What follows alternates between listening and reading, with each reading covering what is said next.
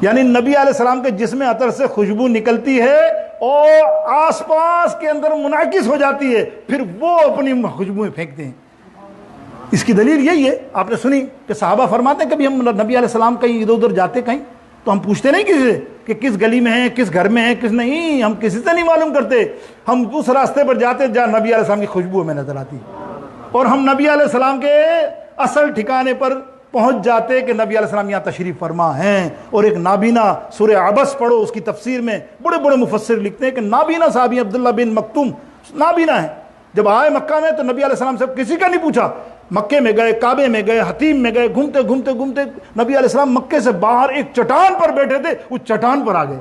اور کسی نے پوچھا یہاں کیسے آ گئے، تم تو نابینا، کس سے پوچھا؟ بولے میں پوچھتا بھی تو کیسے آتا، میں تو نابینا تھا، میں تو نبی علیہ السلام کے جسم عطر کی خوشبو جگہ جگہ سے سنتا ہوا یہاں تک آ گیا، اور مجھے امید ہے کہ نبی یہیں موجود ہے۔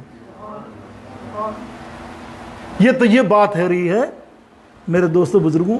اس وقت کی جب میرے آقا علیہ السلام موجود تھے، بنفس نفیس نا۔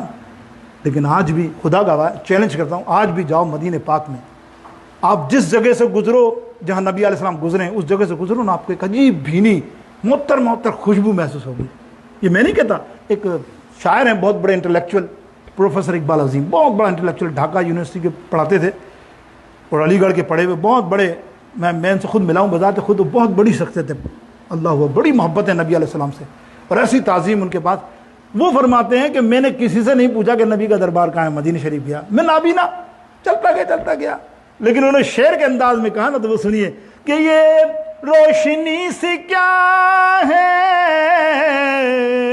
خوشبو کہاں سے آئی، میں نے روزے کا پتہ کسی سے نہیں پوچھا، میں چلتا گیا خوشبوؤں کی سمت کہ یہ روشنی سے کیا ہے، خوشبو کہاں سے آئی، شاید میں چلتے چلتے روزے تک آ گیا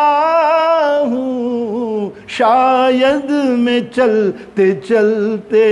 روزے تک آ گیا۔ نابینا تھے، میں نے کسی سے نہیں پوچھا، میں جب خوشبو سنتا آیا قریب تو مجھے زیادہ خوشبو محسوس ہوئی، تو میں نے کہا یہی نبی کا دربار ہے، اور واقعی وہ نبی علیہ السلام کا دربار ہے۔ میرے دوست بزرگوں، آج بھی کسی جگہ پہ چلے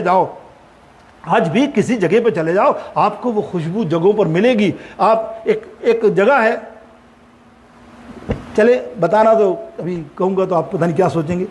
کہ نبی علیہ السلام کی اونٹنی وہاں بیٹھی تھی، پیر مبارک بھی رکھے، نبی علیہ السلام کے قدم مبارک بھی اس وادی میں ہیں۔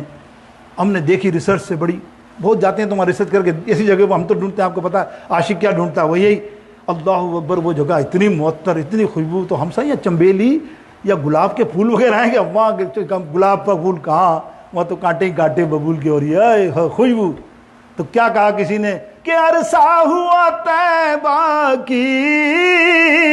گلیوں سے وہ گزرے تھے، اس وقت بھی گلیوں میں خوشبو ہے پسینے کی، اس وقت بھی گلیوں میں خوشبو ہے پسینے۔ اللہ اکبر۔ میرے دوستوں بزرگوں، یہ ہے میرے نبی علیہ الصلوۃ والسلام کا شان مبارک۔